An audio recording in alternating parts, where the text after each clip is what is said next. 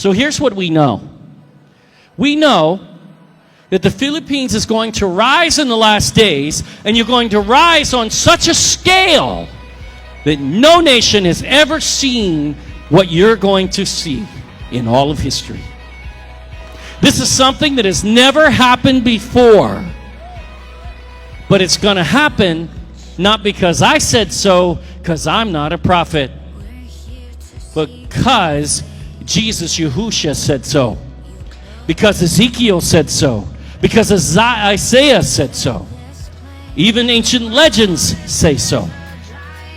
Your nation has always been the most important land on all of earth.